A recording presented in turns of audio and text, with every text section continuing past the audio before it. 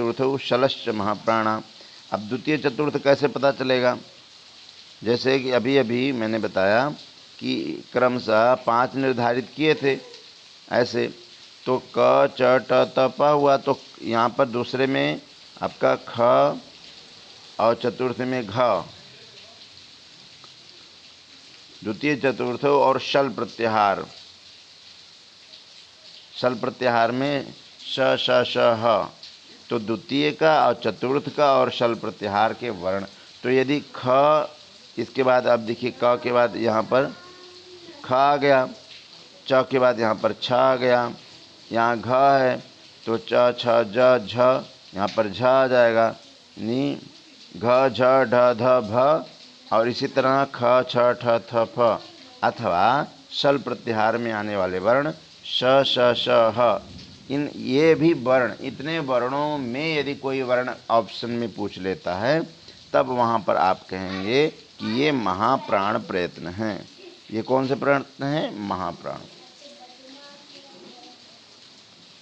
इसी की यहाँ पर अब व्याख्या की जाएगी। जैसा कि आप देख रहे हैं, विवार आदि 11 प्रकार के बाह्य प्रयत्नों से विचार अर्थ में, यानी मुखुला अर्थ में प्रयोग होता है।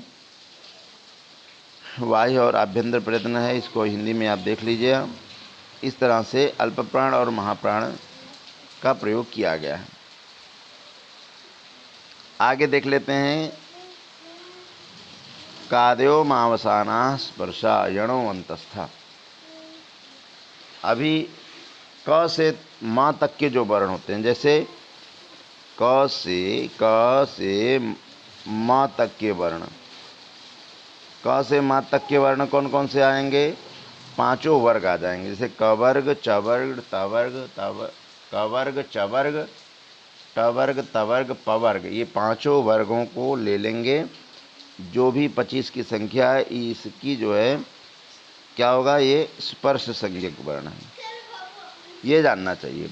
ये ऑप्शन में क्वेश्चन इस तरह से आते हैं, प्रश्न बनते हैं कि स्पर्श संज्ञक वर्ण हैं, कौन से हैं? तो इन 5 में से 3 विकल्प ऐसा देगा जो नहीं रहेगा, 1 विकल्प देगा जो रहेगा। तो वो हम बाद में ऐसे वीडियो बनाएंगे जो कि इस तरह के प्रश्नों का निर्माण होगा। अभी आप इतना जानें कि क से माँ तक के जो वर्ण होते हैं वह स्पर्श संज्ञक होते हैं। यणो अंतस्था, अंतस्थ संज्ञक वर्ण जो होते हैं वो यण हैं। यण माने य व र ल, ये वर्ण जो हैं ये अंतस्थ संज्ञक वर्ण हैं। तो अंतस्थ संज्ञक वर्ण कौन से हैं, ये भी क्वेश्चन उठ सकता है। तो ये जानेंगे तो ये आगे क्लियर होगा। शल ऊष्माणः, शल ऊष्माणः, शल अभी अभी मैंने बताया कि श श श ह ये ऊष्म संज्ञक हैं। अचः स्वराः, अच जो हैं वे जो स्वर हैं उसको हम अच कहते हैं। अ क अ ख इति कखाभ्याम प्रागर्ध विसर्ग सदृशो जिह्वा मूल्य।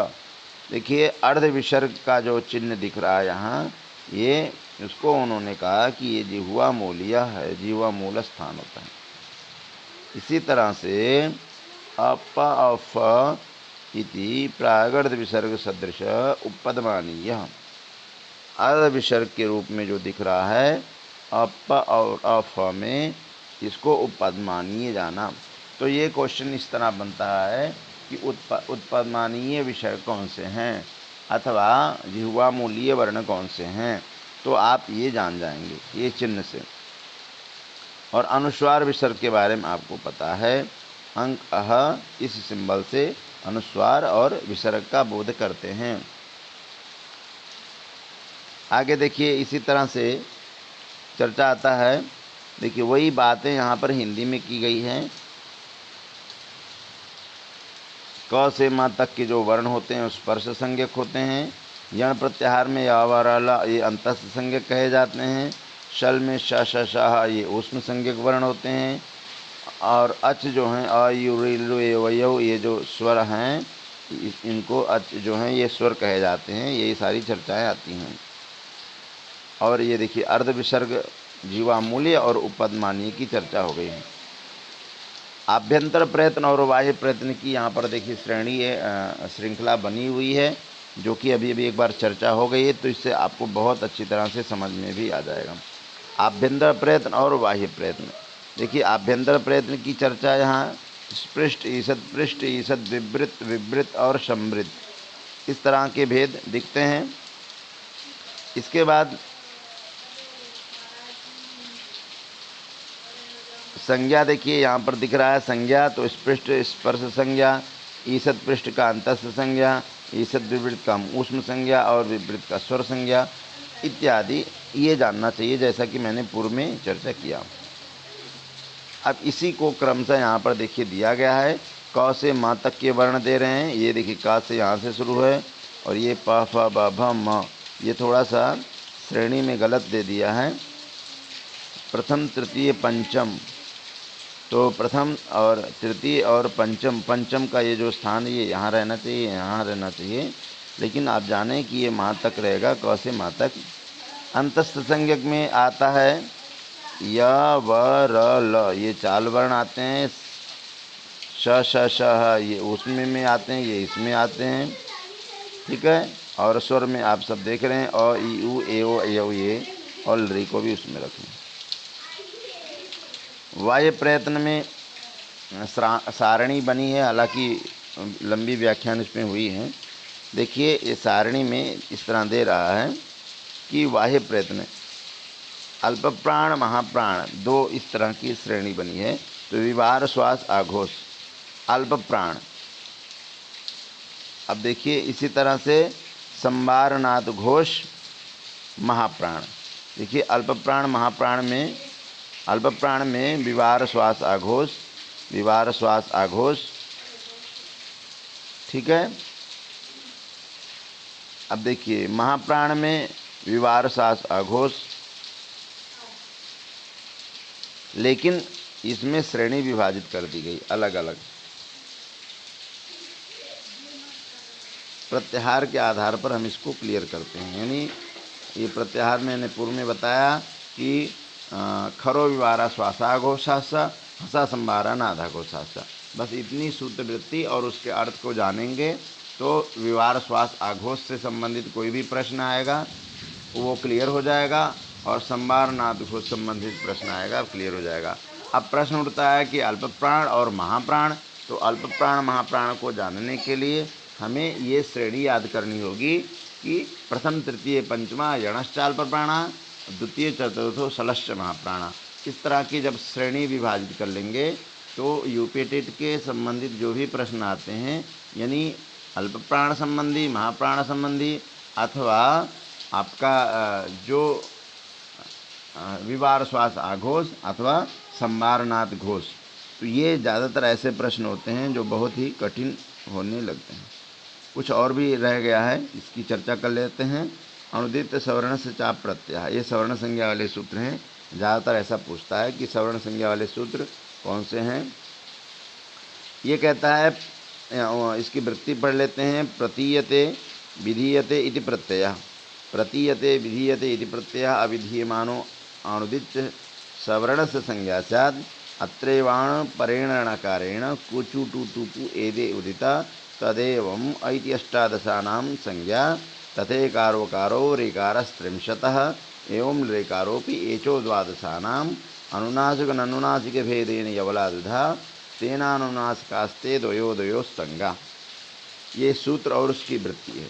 जो लोग सिद्धांत पढ़ने वाले विद्यार्थी हैं उनके लिए उच्चारण और बार बार अभ्यास करना आवश्यक है।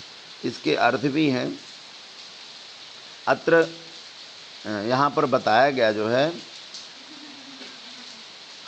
इसकी चर्चा हम यहाँ पर देख लेते हैं। जिसका विधान न हो रहा, ऐसे जो अण हैं उसको उदित कहते हैं। ये दोनों सवर्ण के बोधक होते हैं। देखिए पूर्ण रूप से यहाँ पर चर्चा किया गया है। ये दोनों सवर्ण के बोधक होते हैं। अण प्रत्याहार के अंतर्गत कोई अविधीयमान वर्ण सभी वर्णों का बोधक होता है, इसे हम उदित कहते हैं, जो सवर्णों का बोधक होता है।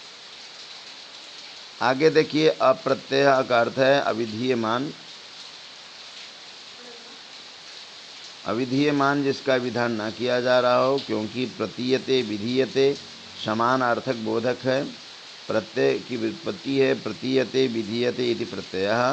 अविधीयमान अण उदित सवर्ण संज्ञा बोधक होते हैं, ये चीज़ें आता है। आगे देखिए अत्रेवाण प्राण कोचु टू तुप एते उदिता। देखिए माहेश्वर सूत्र में उन्होंने कहा कि ये देखिए अण प्रत्याहार में, अण में जो माहेश्वर सूत्र में लण में जो अ दिख रहा है, द्वितीय इत संज्ञक और लण में ण जो है ये इत संज्ञक है। अब उन्होंने बताया कुचु टू तुपु एते उदिता, इसको उदित कहते हैं। कवर्ग, चवर्ग, टवर्ग, तवर्ग और पवर्ग, ये इस तरह के क्वेश्चन पूछते हैं कि उदित किसे कहते हैं, तो ये भी जानना चाहिए। और पूर्व में मैंने एक वीडियो में बताया था कि अ इति अष्टादशा नाम संज्ञा, अ के 18 भेद होते हैं, ठीक है। उसी प्रकार से यू के भी भेद होते हैं, री के 30 होते हैं, क्योंकि वहाँ पर री और री दोनों को बोध करना चाहिए। रील री वर्णयोर मिथा सावर्ण्यम वाच्यम, तो री के 18 और री के 12 भेद हो जाएंगे, तो 12, 18, 30 हो जाएगा। इस तरह की बातें आती हैं। एच के देखिए आगे आता है, ली का भी देखिए बोध होना चाहिए, जो सवर्ण संज्ञक बोध है। एच ए ओ अयो, ये 12 प्रकार के भेद होते हैं। क्यों 12 प्रकार के? क्योंकि यहाँ पर ह्रस्व का अभाव होता है। अनुनासिक और अननुनासिक के भेद से ये 2 प्रकार के होते हैं। य व ल 2 प्रकार के होते हैं,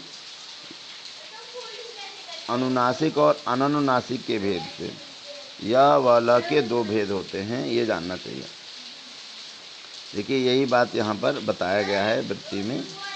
अर्थ इसलिए सामान्यतः दिखाया जाता है ताकि सभी विद्यार्थियों को और अच्छी तरह समझ में आए। अब इसको देख लेते हैं। यहाँ पर देखिए दिख रहा है कुचु टू तुपे एते उदितः, कुचु टू तुपु एते उदितः, ये उदित हैं। अ क्या है? बोले अष्टादशानाम, अ इति अष्टादशानाम संज्ञा तथैव कारोकार, उसी पर इकार और उकार को भी जाना। ऋकारस त्रिंशता, ऋकार 30 प्रकार के होते हैं, और ऋकार भी। क्यों? क्योंकि रीलरी वर्णयों में था सावर्णिम वाच्यम पहले पढ़ा गया है। एचो द्वादशानाम, एच प्रत्याहार के 12 भेद होते हैं, अनुनासिक और अननुनासिक के भेद से, और वो 2 प्रकार के होते हैं। इस तरह की चर्चाएं आती हैं।